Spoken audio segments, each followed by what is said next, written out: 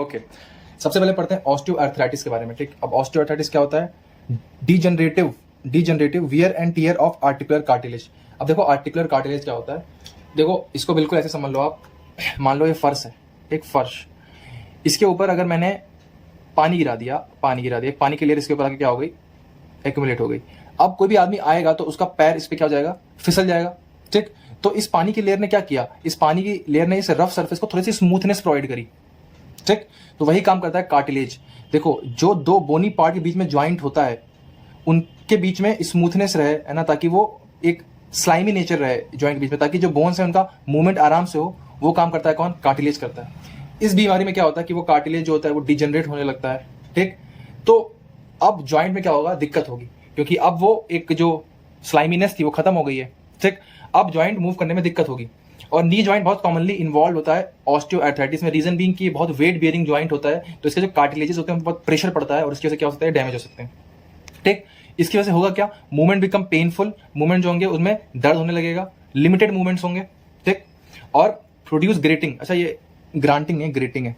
देखो ग्रेटिंग का मतलब होता है पॉपिंग साउंड। पॉपिंग साउंड एक आएगा नी से जब आप चलेंगे, कोई मोशन करेंगे। ठीक, अच्छा एक चीज होती है ऑस्टियोफाइट्स सीन इन एक्सरे। अब देखो ऑस्टियोफाइट्स क्या होते हैं, ध्यान से समझना मेरी बात को। देखो मान लो ये टीबिया थी, ठीक, ये उसके ऊपर आर्टिकुलर कार्टिलेज था। ठीक, ये क्या है, आर्टिकुलर कार्टिलेज था।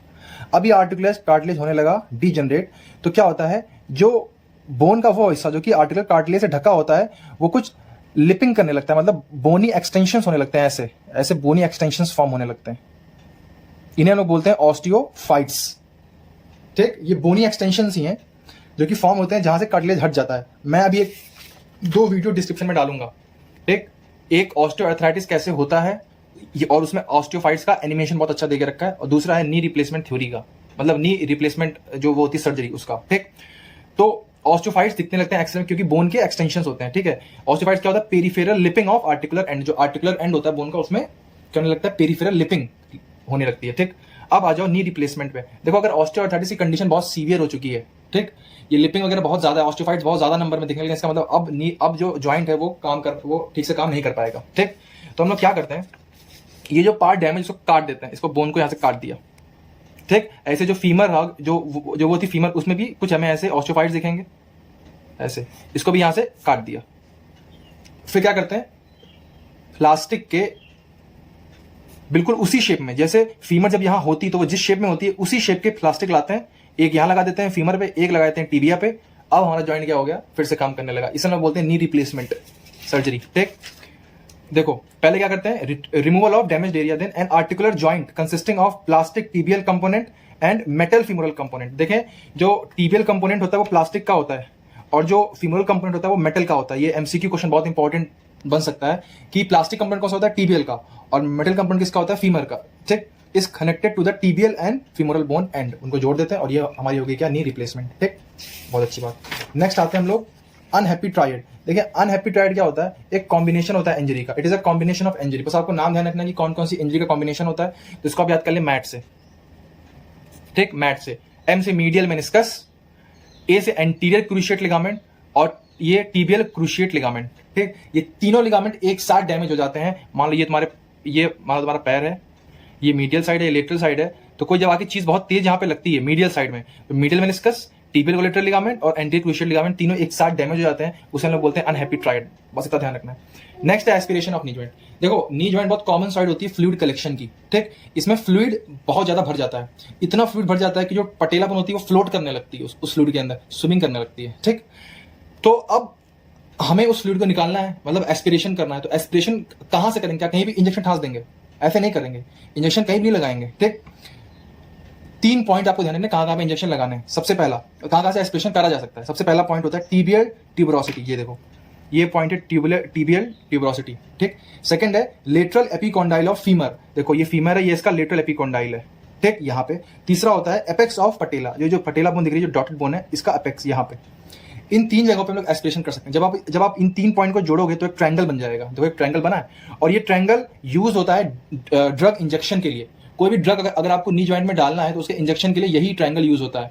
ठीक, कोई भी नी की पैथोलॉजी हो गई है तो हमें जब ठीक करने के लिए उसमें ड्रग डालना पड़ेगा, तो इसी लोकल साइट पे डालते हैं, इसी ट्रायंगल के अंदर। ठीक, तो एस्पिरेशन ऑफ नी जॉइंट में 3 point, tuberosity lateral epicondyle of femur और एपेक्स ऑफ पटेला, अनएपिट्रॉइड मैट। ठीक, अब आते हैं इंजरीज टू क्रूशिएट लिगामेंट। देखिए मैंने आपको बताया था दो लिगामेंट होते हैं, एंटीरियर क्रूशिएट लिगामेंट और पोस्टीरियर क्रूशिएट लिगामेंट। इसमें जो एंटीरियर क्रूशिएट लिगामेंट होता है इसके डैमेज होने के चांसेस ज्यादा होते हैं, इसके डैमेज होने के चांसेस क्या होते हैं, ज्यादा होते हैं as compare to posterior cruciate ligament. क्योंकि देखो जो नी जॉइंट होता है ये जनरली इसका मोशन ऐसे होता है, जनरली आप देख लो बहुत जो डेली हम लोग के काम होते हैं उसमें नी जॉइंट का मतलब ज्यादातर एक्सटेंशन वाला मोशन ही होता है, एक्सटेंशन वाला। तो उसमें एंटीरियर क्रूशिएट लिगामेंट के डैमेज होने के चांसेस बहुत ज्यादा होते हैं। ठीक, तो सबसे पहला क्वेश्चन तो आपसे एमसीक्यू में यही पूछा जा सकता है कि एंटीरियर क्रूशिएट और पोस्टीरियर क्रूशिएट में चांसेस ऑफ डैमेज किसके ज्यादा हैं, तो आंसर हो जाएगा एंटीरियर क्रूशिएट लिगामेंट। ठीक, अच्छा एंटीरियर क्रूशिएट लिगामेंट जो होता है ये कब डैमेज होता है, damage in anterior dislocation of tibia. अब एंटीरियर है तो एंटीरियर डिसलोकेशन में डैमेज होगा, पोस्टीरियर है तो वो पोस्टीरियर डिसलोकेशन ऑफ टीबिया में डैमेज होगा। ठीक, अच्छा इस कंडीशन को बोलते हैं जब एंटीरियर क्रूशिएट लिगामेंट डैमेज होता है due to anterior dislocation of tibia, इसको बोलते हैं एंटीरियर ड्रॉवर साइन। ठीक, और जब पोस्टीरियर डिसलोकेशन की वजह से पोस्टीरियर क्रूशिएट लिगामेंट डैमेज होता है तो फिर इसे बोलते हैं पोस्टीरियर ड्रॉवर साइन। ये क्लिनिकल साइन होते हैं, जो पेशेंट आता है तो हम लोग ये साइन देखते हैं उसके अंदर और फिर गेस मारते हैं कि कौन सा लिगामेंट डैमेज हुआ होगा। ठीक है, तो इनके नाम याद कर लेंगे। और इसमें क्या होगा यार, मैंने आपको बताया था कि जो एंटीरियर क्रूशिएट लिगामेंट होता है और पोस्टीरियर क्रूशिएट लिगामेंट होता है ये क्या करते हैं, ये नी जॉइंट की एंटेरो पोस्टीरियर मोबिलिटी में हेल्प कराते हैं। तो इसीलिए जब ये नहीं होंगे या फिर डैमेज हो जाएंगे तो एबनॉर्मल एंटेरो पोस्टीरियर मोबिलिटी होगी किसकी, नी जॉइंट की। ठीक, अब आते हैं लास्ट एक पॉइंट पे, वो है हम लोग का मीडियल मेनिस्कस। ठीक, और लेटरल मेनिस्कस में अंतर। ठीक, तो देखें ध्यान से आप। सबसे पहले तो ये डायग्राम देखें जो मैंने आपको पढ़ाया था रिलेशन के बाद। देखो जो मीडियल मेनिस्कस होता है ये देखो, ये देखने में तुम्हें शी शेप का नजर आ रहा है, मतलब सेमी लूनर शेप का नजर आ रहा है। ठीक है, जो लेटरल मेनिस्कस होता है ये सर्कुलर शेप का होता है, ओ शेप का होता है। ठीक, पहला तो डिफरेंस यही हो गया कि शी शेप का होता है मीडियल मेनिस्कस सेमी लूनर, और लेटरल वाला होता है ओ शेप का सर्कुलर। ठीक, अच्छा मीडियल मेनिस्कस जो होता है अटैच होता है टीबियल कोलेटरल लिगामेंट से। देखो tibial collateral ligament lateral side medial side होता है तो उससे अटैच कौन होगा, मीडियल मेनिस्कस। ठीक, लेटरल मेनिस्कस अटैच होता है पॉप्लिटियस मसल के टेंडन से, ये ध्यान रखना है, it is attach to the tendon of popliteus muscle. ठीक, बहुत अच्छी बात है। नेक्स्ट कि जो मीडियल मेनिस्कस होता है मैंने अभी बताया था आप लोगों को पीछे कि ये नहीं सॉरी ये तो मैंने मतलब भूल गया, ये मैंने नहीं बताया था। ये जो मीडियल मेनिस्कस होता है ये ज्यादा प्रोन होता है इंजरी के लिए, इसमें इंजरी के चांसेस ज्यादा रहते हैं। और जो लेटरल मेनिस्कस होता है एल से लेटरल, एल से लेस प्रोन, ये लेस प्रोन होता है इंजरी के लिए, इसमें चांसेस इंजरी के कम होते हैं। एक थंब रूल याद कर लो कि नी जॉइंट में ज्यादातर इंजरीज मीडियल साइड से होती हैं। ठीक है, ये ध्यान रखना, मतलब ज्यादातर इंजरी का मतलब है जो बाहर से हो रही है, किसी धक्का लगने की वजह से या चोट लगने की वजह से। ठीक है, जनरली ज्यादातर मीडियल साइड से ही होती हैं। ठीक, तो ये एक लास्ट पॉइंट था, ये आप याद कर लें। अच्छा अब बात करते हैं कि नी जॉइंट को हम लोग कैसे अप्रोच करें। काफी कुछ मैंने पढ़ा दिया है। सबसे पहले तो एक इंपॉर्टेंट पॉइंट है फाइब्रस कैप्सूल का अटैचमेंट। जो फाइब्रस कैप्सूल होता है नी जॉइंट का, उसका अटैचमेंट जो है वो थ्योरी एग्जाम में तो नहीं आता है, लेकिन जब आपके वाइवा वगैरह होगा तो उसमें आपको बोन उठवाएंगे और बोलेंगे इसका अटैचमेंट बताओ। तो 4 डायग्राम्स दिए हुए हैं विश्राम सिंह से, उससे आप पढ़ें, वो भी तब जब वाइवा हो। ठीक, अब कैसे इसको अप्रोच करें, तो सिर्फ डायग्राम से। अगर आपको डायग्राम आते हैं जो मैंने बताया था, मैंने आपको कुछ डायग्राम बोले थे इनकी प्रैक्टिस करना है। किया डायग्राम था, याद करो। एक डायग्राम ये वाला था, याद करो, जिसने पढ़ा होगा भाई उसी को याद आएगा सब कुछ। ठीक, तीसरा डायग्राम था रिलेशन वाला, वो भी मैंने आपको याद करवाया था, वो याद करें। ठीक, उसके बाद जो क्लिनिकल्स थे उसमें जो बरसा से रिलेटेड क्लिनिकल्स थे, हाउसमेट्स नी वगैरह, वो सब आप याद कर लें। ठीक, और बाकी फिर उसके बाद ये तो डायग्राम से अप्रोच करें। जब भी आप नी जॉइंट पढ़ने की सोचें तो सबसे पहले मन में ही डायग्राम बनाओ, इमेजिनेशन करो कि मैंने कौन कौन से फिगर बनाए थे, वो इमेजिन कर लो बस। और नी जॉइंट को पढ़ने में अगर आपने सारी वीडियोस देखी हैं अच्छे से तो आधे घंटे से ज़्यादा का टाइम नहीं लगेगा एग्जाम टाइम में पढ़ने के लिए। ठीक है, तो इसे ऐसे अप्रोच करें, एग्जाम बिल्कुल डायग्राम से अप्रोच करें और इंपॉर्टेंट जो क्लिनिकल क्वेश्चंस हैं उससे अप्रोच करें।